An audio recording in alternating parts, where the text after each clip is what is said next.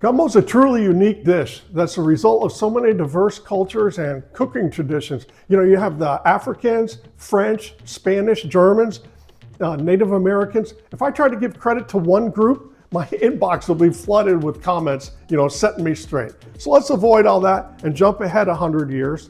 The Catholics were eating meatless on Fridays and during Lent.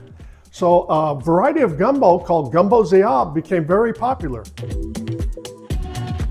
Now, when you see it written out, it's written Z apostrophe herbs like that, but the natives pronounce it Gumbo Zayab. Or you might hear it referred to as green gumbo. You'll see why. But today I'm going to try something a little bit different because I've been eating vegan a lot lately, and I think this dish will work great even without any meat. But I have a little trick up my sleeve I think you really like. All right, here's what we're going to be cooking with. So of course we have onions, green peppers, and celery, also known as, that's right, the Holy Trinity.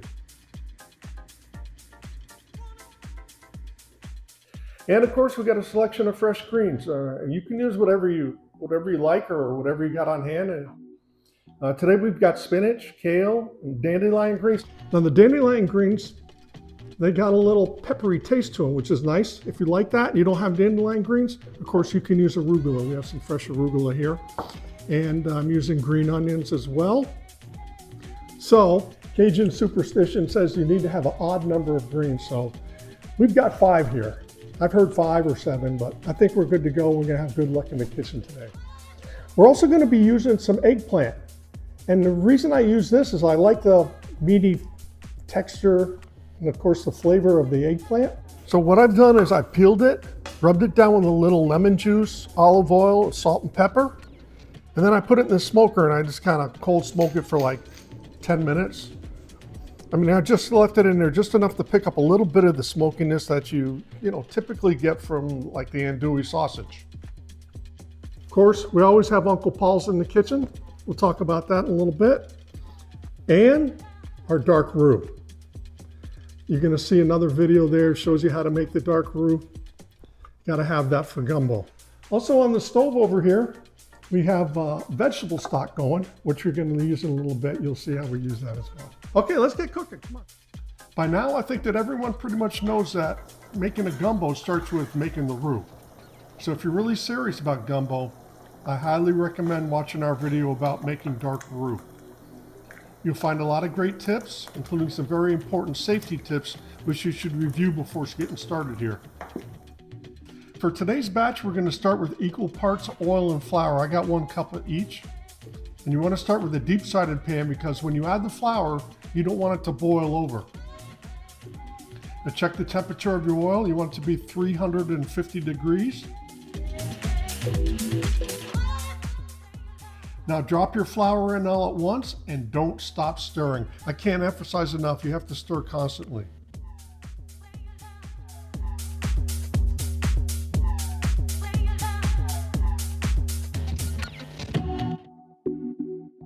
So if you see little black specks in your flour, that means it's burned and you have to start over again. Don't worry, I've done it more than once.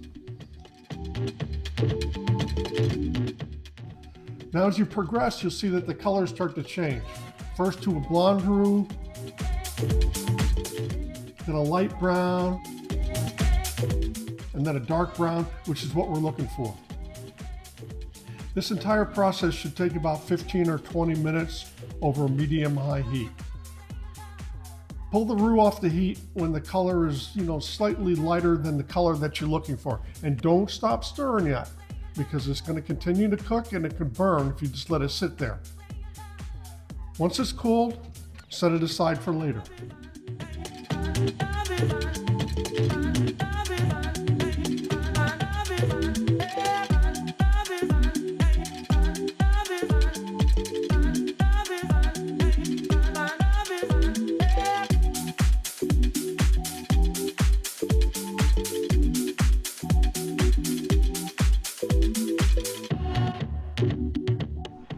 Okay, we're going to start, ow, that's hot, medium-high heat. When our roux is cooled, there's going to be a little bit of the oil that floats to the top. We're going to use that to cook our vegetables in.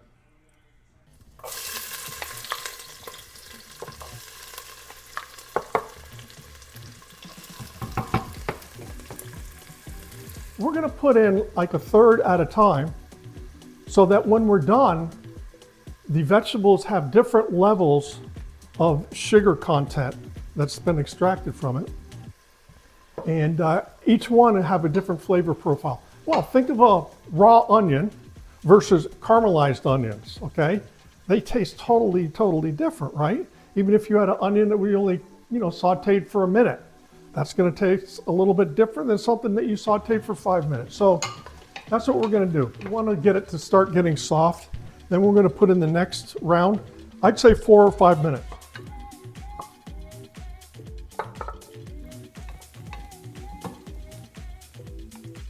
What we're gonna do now is go ahead and we're gonna put our garlic in there. We got about 3 big cloves of garlic in there. And we don't put it in at first, we don't want it to burn. It's kind of high heat. And then we're also gonna follow up with our eggplant. Got a little smoke to it.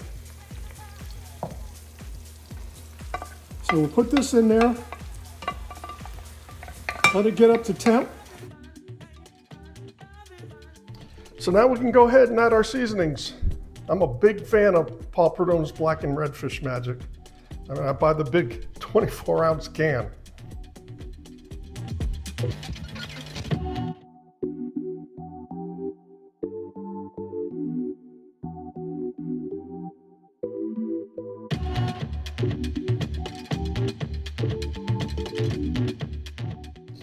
So for any gumbo, the stock is key, and that applies to the vegetarian version as well.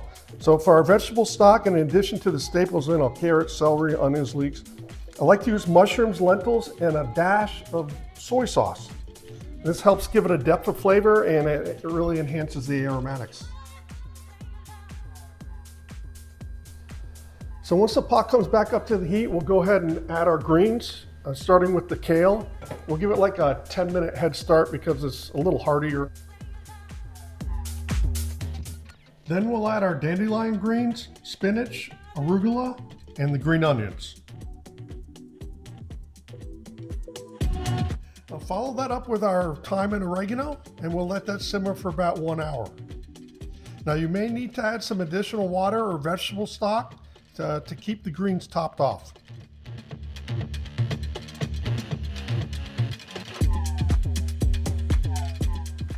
And then we're going to go ahead and put the roux in it.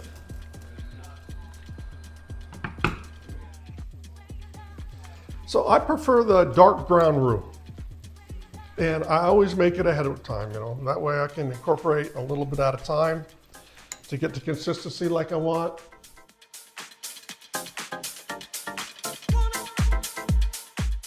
So I start with a couple of spoonfuls. And then you want to let it come back up to heat. So you can gauge, how it's taken to it. And you just keep doing this, add a little bit at a time. Let it come back up to heat every time until you get it to where you like it. Now, I typically like my gumbo a little bit thicker than most people, or like what you might see. But that's the beauty of being in the kitchen, right? You can do it however you want. Get the consistency that you like. So once you get it to where you like it, you want to just let it simmer for about half an hour, 45 minutes.